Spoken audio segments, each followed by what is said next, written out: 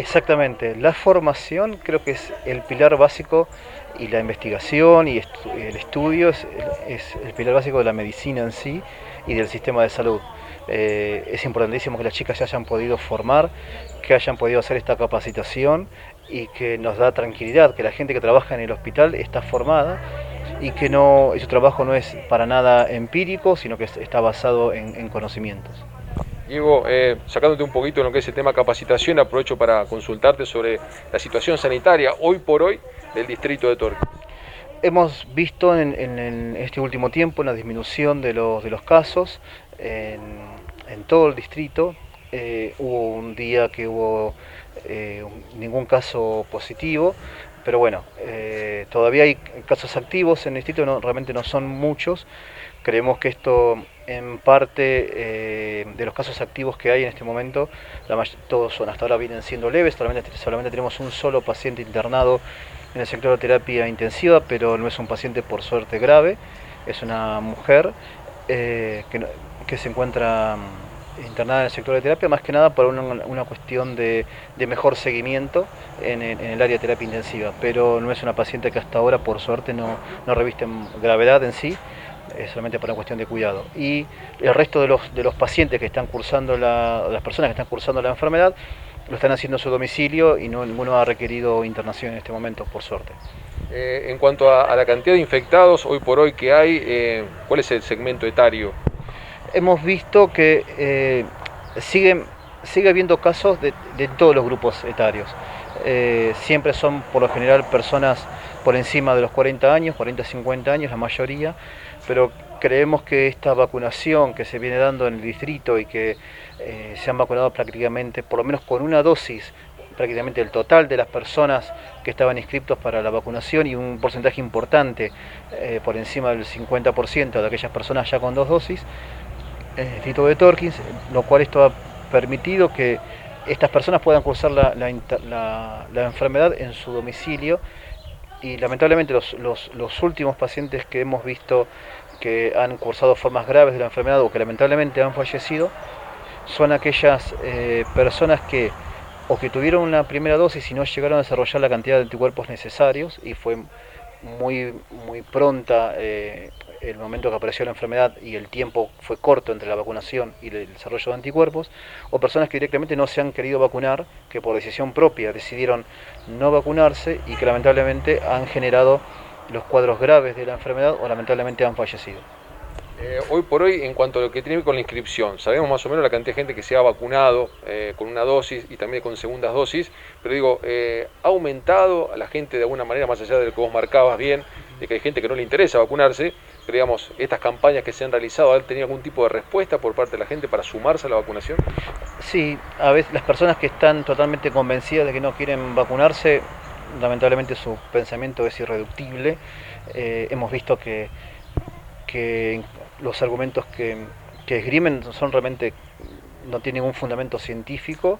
y que la verdad hay que tomar en cuenta que la vacunación es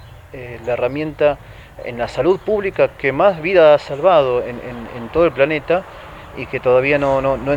personalmente no lo entiendo porque esas personas todavía no decidieron o no aceptan la vacunación. Entiendo que la vacuna fue desarrollada muy rápidamente,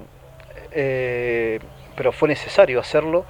porque la tecnología, por suerte, en este momento ha avanzado lo suficiente para poder hacer una vacuna de forma más rápida. Si uno pone en cuenta, ¿no?, el tema de la, de mayor temor que tienen muchas pacientes o personas a las complicaciones vinculadas a la vacuna, y realmente lo que se vio es que la tasa de complicaciones es extremadamente baja como para justificar no realizar la vacunación en la población.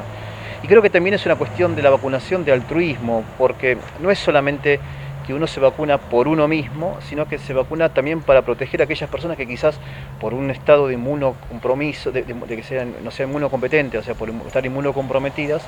no pueden recibir la vacuna que uno sí puede recibir. Creo que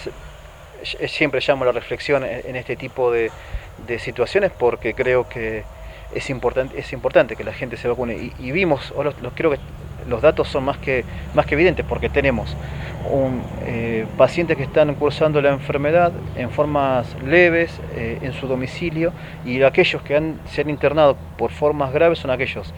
insisto, que lamentablemente no se vacunaron y no llegaron a desarrollar por una dosis y que no desarrollaron la cantidad de anticuerpos necesarios por un periodo corto, o pacientes que no se han vacunado directamente. No hemos tenido pacientes fallecidos con 2 dosis, ¿sí? Pero bueno, creo que ese argumento es el más sólido que tenemos desde la medicina para que la gente tome la decisión de venir a vacunarse. Desde el minuto cero que comenzó la pandemia hasta hace muy poquito tiempo, los veíamos a ustedes con una situación casi saturado del sistema de salud, desde lo que es el cansancio físico a lo que es el tema también de la prestación, el tema camas y demás. Este descenso de la cantidad de casos, el descenso de la cantidad de internados, tanto en terapia intensiva como en el sector de COVID, de alguna manera les ha permitido a ustedes un leve descanso, recuperar tal vez personal también, que por ahí por distintas situaciones, por enfermedad, por lo que sea, bueno, también perdían soldados dentro de lo que era el funcionamiento diario del sistema de salud. Es un aire esto que es volver a respirar otra vez, porque como hemos hablado anteriormente, hemos pasado momentos complicados, complejos en el hospital, que la gente por ahí no tiene por qué saberlos, pero hemos pasado momentos muy complejos, y que por suerte ahora esta merma en la cantidad de casos nos permite estar un poco más tranquilos. Entonces esto nos va a permitir también enfocarnos en otras cosas que antes no podíamos hacer,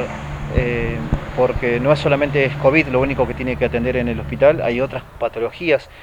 también importantes que hay que atender en el hospital, y nos va a permitir enfocarnos en otras cosas también. Bueno, esa era la segunda pregunta, justamente, ¿no? Este lapso les permite concentrarse en otras prestaciones que estaban en algunos casos en carpeta y en otros que, bueno, de alguna manera tal vez no se estaban realizando al 100%. Bueno, esto va a permitir reencaminar algunas actividades. Ni hablar, porque la política de salud últimamente es todo COVID, pero la realidad es que no es solamente COVID lo único que tenemos en el hospital, y le hemos dado prioridad a esta pandemia, pero bueno, ahora creo que si la gente se empieza a vacunar y de a poco vamos a poder volver a la normalidad, de poder sacarnos los barbijos y poder volver a lo que era antes a la época pre-pandemia, vamos a poder enfocarnos en aquellos problemas de salud que también son importantes. Pero necesitamos que la gente se vacune. Diego, hablando de vacuna, se está hablando en el mundo y de hecho ya en algunos países se está aplicando ya la tercera vacuna. ¿Acá se está hablando de ese tema? ¿Han recibido algún tipo de información desde el Ministerio de Salud? Aún no, porque lamentablemente la tasa de vacunados con segunda dosis a nivel nacional lamentablemente no es muy alta, aunque hemos visto a través de las noticias que todos tienen acceso, que han llegado vacunas en los últimos días a Argentina, y se está tratando de que este mes de agosto, justamente que ya está terminando, haya sido el mes donde se vacunó mayor cantidad de personas. Pero todavía nos falta como país de tener una cobertura, por lo menos con un calendario completo con 2 dosis. Todavía no hemos tenido ninguna notificación de parte del Ministerio, porque es el Ministerio quien maneja el esquema de vacunación a nivel provincial, y el Ministerio de Salud a nivel nacional. Entonces no hemos tenido todavía ninguna notificación de una tercera dosis de vacuna, tampoco para el personal de salud aún. Sabemos que la variante Delta está ganando cada vez más terreno en lo que es nuestro país. Sobre este tema, también se van ustedes capacitando de la información que va surgiendo, porque esto en realidad es un día a día en cuanto a lo que tiene que ver con conocimientos científicos para ustedes. Exactamente, la cantidad de información de portales, de revistas científicas, la información es continua. Hay muchas revistas que todo el tiempo están actualizando este tema, pero bueno,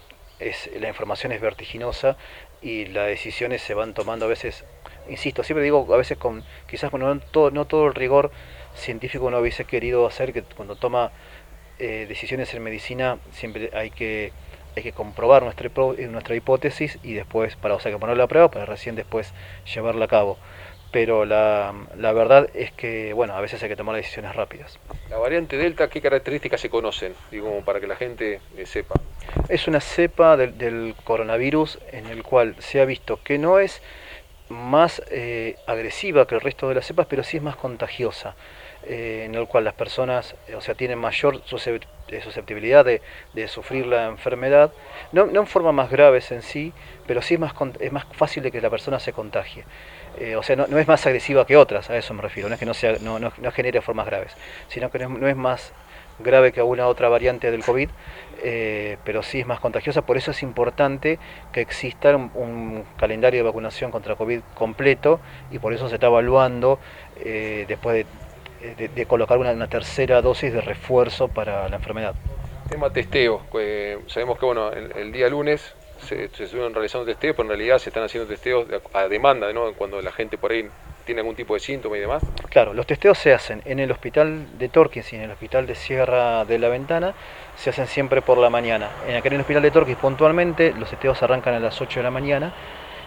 donde las chicas hacen los test de COVID a los pacientes, y después, en el caso de que un paciente llegue fuera del rango de horario, generalmente se testea de 8 a 10. El día lunes fue un día en particular que se testeó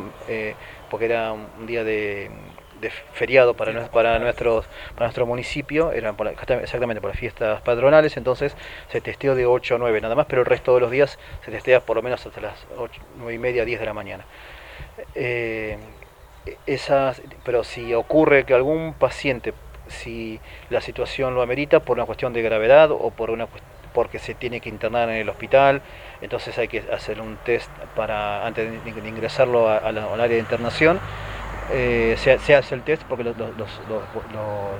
test están disponibles y tenemos una guardia COVID de 24 horas. Pero, insisto, los testeos para la población general son a la mañana,